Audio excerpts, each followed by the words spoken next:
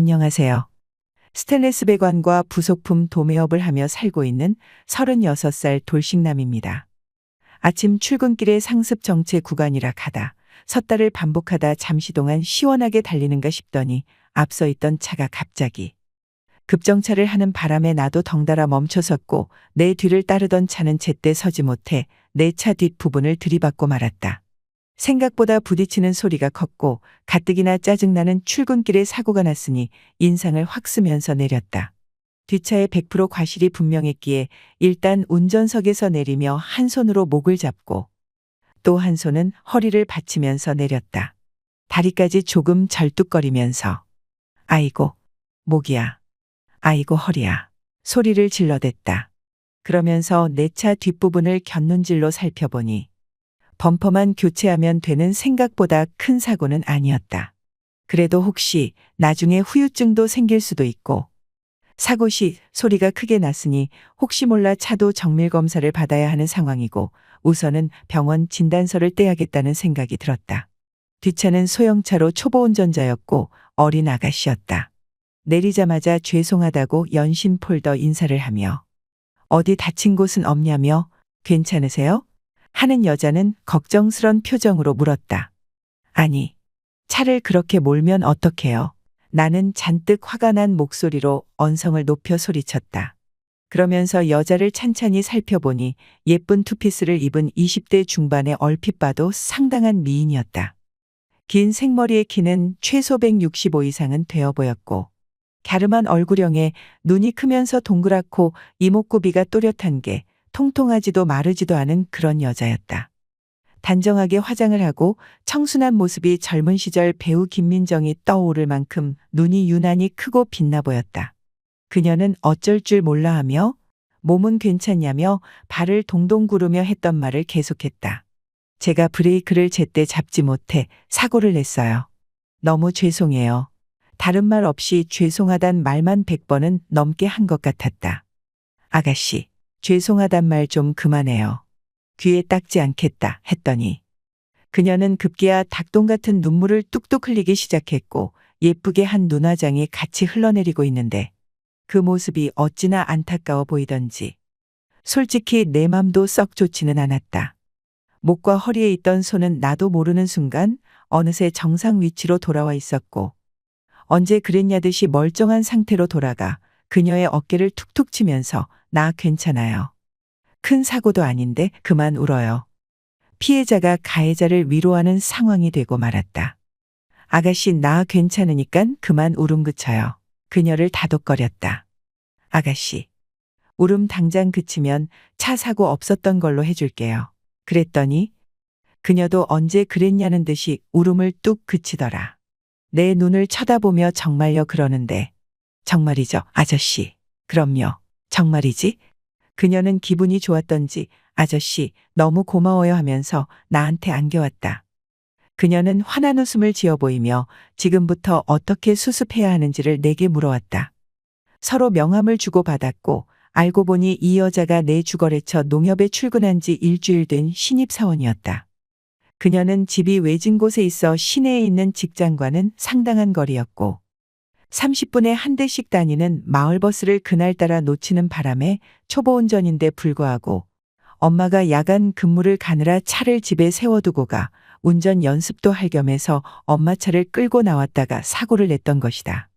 나는 그녀에게 사고 현장은 내가 다 수습할 테니 걱정 말고 우선 출근하라고 했다. 그리고 사고 난 차도 나한테 맡기면 지인의 정비 공장에서 고쳐주겠다고 했더니 처음에는 낯선 남자의 호의에 의심하는 눈초리였지만 그녀가 근무하는 농협의 고객이고 지점장과 상무, 부장들 이름을 읊어대며 잘 아는 사이라고 했더니 조금씩 믿는 눈치였다. 그녀는 차 키를 내게 맡겨두고 잠시 뒤 택시를 타고 출근을 했다. 그리고 카톡으로 퇴근 후 우리 사무실로 찾아오라고 했다. 그녀는 네 알겠습니다. 근데 아저씨 오늘은 저녁 7시쯤 퇴근할 것 같은데 그때 회사로 찾아가면 되는 거죠. 네네 아가씨 언제든 오세요. 라고 답장을 보냈다. 저녁에 그녀가 회사로 왔다. 아저씨 안녕하세요. 그녀가 밝은 모습으로 찾아왔다. 아침에는 볼 수 없었던 안정되어 보이고 정갈한 모습이었다. 너무나 사랑스럽고 참한 얼굴이다. 30대 후반의 나이인데 그녀를 보고 있자니 젊은 시절 첫사랑을 대하듯 가슴이 설레어왔다. 은영 씨, 어서 와요. 저기 소파에 앉아요. 우린 커피를 한잔하며 대화를 이어갔다. 내가 잘 아는 정비 공장에 차를 맡겼는데 한 3일 정도 걸린다고 하네. 그녀도 나를 믿는다는 듯이 알겠다고 한다. 아저씨 근데 사고 나실 때 목이 아프다고 하셨던 것 같은데 병원에라도 가보셔야 되는 거 아니에요. 사정이 딱해 그냥 모른 척 넘어가려 했는데 그녀를 자세히 보니 자꾸 이성적으로 느껴지는 게 순간 정신이 멍해졌다. 이러려던 게 아닌데 나도 모르게 내 입에서 갑자기 한마디가 튀어나왔다. 뭐, 약간 삐끗하긴 한 것 같은데 병원 갈 정도는 아닌 것 같고 하룻밤 자고 일어나 봐야 알 것 같은데 그래도 누가 목 좀 주물러 줬으면 좋겠는데 했더니 네, 제가 해드릴게요. 나지막히 뱉은 한마디에 나도 고개를 끄덕였다. 그녀가 뒤로 오더니 놀란 근육을 이렇게 풀어주면 좋다란 소리를 TV에서 본 것 같다며 뒷목과 어깨 쪽을 정성껏 주물러 주는 거다. 은영 씨 그만해. 나 기분 좀 이상해져. 하하. 아니에요. 제가 좀 더 주물러 드릴게요. 근데 은영 씨. 뭐 좋아해요. 늦었는데 저녁이나 같이 먹자고 했더니 아저씨가 맛있는 거 사줄 거예요. 그러면서 자긴 소고기가 먹고 싶다고 했다. 널씬하고 참한 모습에 귀여움과 애교까지 몸에 배어 그 모습이 어찌나 귀여운지 깨물어주고 싶다. 함께 저녁 식사를 하면서 이런저런 이야기를 많이 했고 그녀는 올해 24살, 아버지는 그녀가 8살 때 사고로 돌아가시고 현재 48살 된 어머니랑 단둘이 산다는 걸 알게 되었다. 막내 동생 같은 그녀에게 말을 놓게 되었고 그녀도 마치 나를 막내 삼촌처럼 대하면서 서로 속 깊은 대화도 주고받게 되었다. 이혼하고 혼자 살고 있다는 이야기를 했다. 은영이도 집안 사정 세세한 이야기까지 꺼내놓았다. 아버지가 교통사고로 돌아가신 후 어머니와 둘이서 살았는데 어머니는 지금도 공장에서 2교대를 다니면서 일하고 계신다고. 그렇게 고생해서 자길 4년제 대학까지 보냈다고 했다. 아버지가 교통사고로 돌아가셨기 때문에 아침에 일어났던 차 사고에 더 정신을 차릴 수가 없었다며 돌아가신 아빠 생각도 나고 눈앞이 노래지면서 몇 차례나 멘붕이 왔었는데 내가 너무 따뜻하고 편하게 대해줘서 처음 보는 남자에게 차를 맡겼을 정도로 고마웠다고 했다. 저녁 식사를 마친 뒤 그녀를 집까지 데려다 줬고 집으로 가는 길에 은영에게 물었다. 주말에 시간 나면 운전 연습 시켜주겠다고 했더니 그녀도 좋다고 했다. 주말에 약속한 운전 연습을 하기 위해 시간 맞춰 그녀 집 앞으로 갔더니 은영은 나를 보자마자 반갑다며 차 쪽으로 뛰어와 올라탔다. 반바지에 하얀색 셔츠를 입고 나왔는데 시선이 나도 모르게 자꾸 조수석 쪽으로 향해 그녀에게 물었다. 은영아, 이 호라비 아저씨 어쩌라고. 무슨 옷을 그렇게 야하게 차려입고 나왔어 그랬더니 그녀는 왜요? 저 아저씨한테 예쁘게 보이려고 이렇게 입고 나왔는데 아저씨 저 안 이뻐요? 그랬구나. 근데 너무 이뻐서 아저씨 눈에 은영이가 자꾸 여자로 보여서 문제지 그랬더니 은영이는 뭐가 그리 좋은지 까르르르 웃음이 끊이질 않았다. 우리는 시외로 나가 운전 연습을 하고 나서 분위기 좋은데 가서 점심을 먹기로 했다. 차에서 내려 식당으로 들어가는데 은영이가 내 옆으로 다가와 오른팔에 자기 팔을 깊숙하게 껴오는데 기분이 참 묘했다.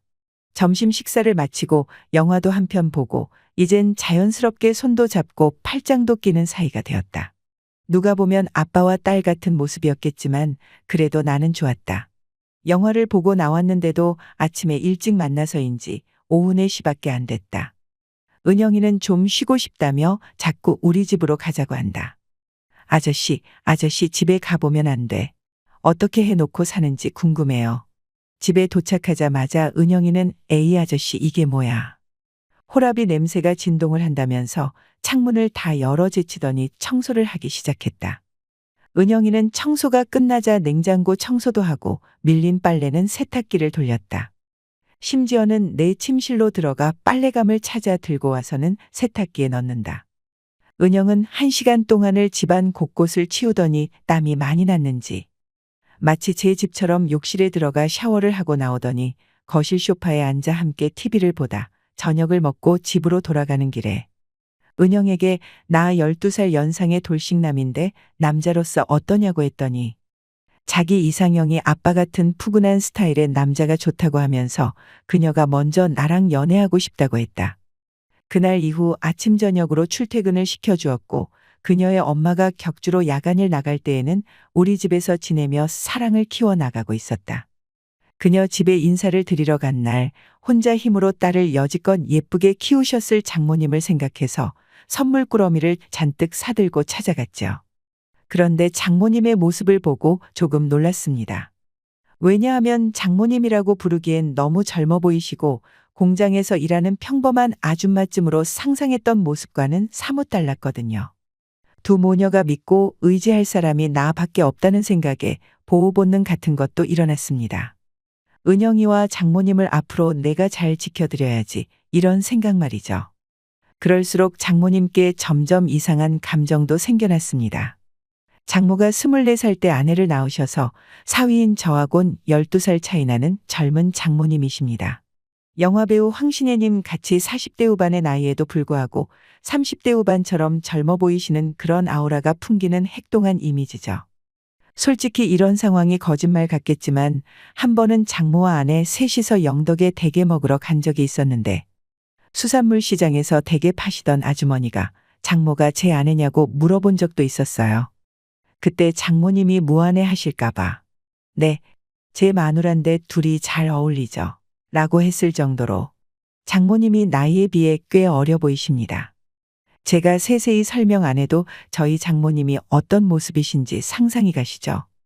추석 명절을 며칠 앞두고 장모님을 모시고 기분 전환이라도 시켜드릴 겸 백화점에 쇼핑하러 갔었는데 지하주차장에 주차하고 5층 여성 의류 매장을 가기 위해 엘리베이터를 탔는데 1층에서 사람들이 한꺼번에 우르르 몰려 타더라고요.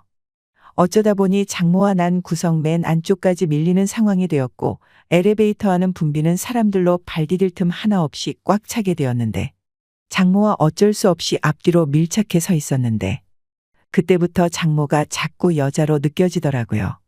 그리고 얼마 전엔 하청업체 대표들과 2차로 나이트클럽에 따라가게 되었는데 거기서 장모를 만나게 되어 함께 놀게 된 거죠.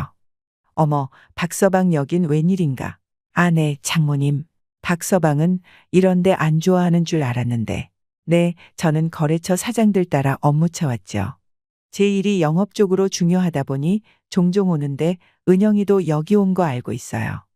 순진한 줄로만 알았던 우리 장모님을 이런 데서 다 보네요. 하하. 자네가 이런 데까지 출입하며 힘들게 돈 버는 줄은 오늘 처음 알았네. 그러면서 내 어깨를 툭툭 친다. 그럼 장모님 남자들과 더 부킹하셔야겠네요. 부킹은 무슨 부킹이야. 이제 놀 만큼 놀았어. 이제 사람들 춤추는 거 구경 좀 하다 집에 갈 거야. 그럼 오늘만 제가 장모님 파트너 해드릴까요? 박서방이? 장모님은 싫다는 소린 안 하고 눈을 살짝 흘기면 나를 계속 쳐다본다. 그날 장모와 나 사이엔 비밀이 하나 생겨났다. 우리 세 식구는 하루하루가 즐겁고 행복하게 잘 지내고 있습니다.